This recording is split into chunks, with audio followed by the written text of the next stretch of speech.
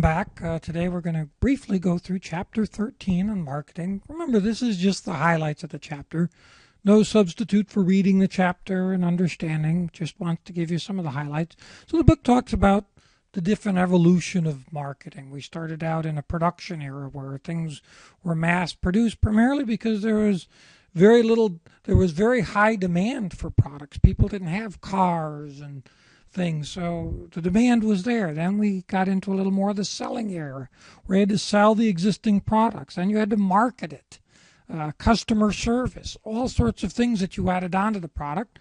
Then we got into sort of in the 1990s a customer relationship where it was important to know your customer, and with the advent of the computer it's even more that way. And some would argue we're now entering into sort of the customer experience realm, but several different eras in the evolution of marketing. Marketing mix is made up of your product, price, placement, and your promotion, sometimes called the 4Ps, I think the book talks about. So what is your product? How does it work? What is your pricing strategy? What is your distribution, or where you're going to place your product? And how are you going to promote your product? Now, a lot of this is based on some market research where you understand what the market and the customer is out there. The whole goal of market research is to understand your customer base. And there's primary market research, stuff that you gather, and secondary is where you take existing data and utilize that.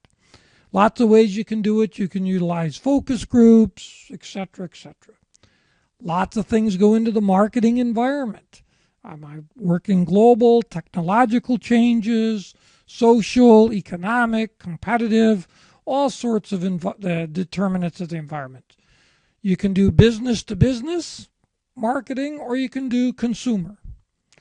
Consumer marketing, oftentimes you segment it by geographics or by demographics. Sometimes you go for a niche market, which is a small market. I'm not trying to sell to everybody. I'm just trying to sell to a certain segment of demographics.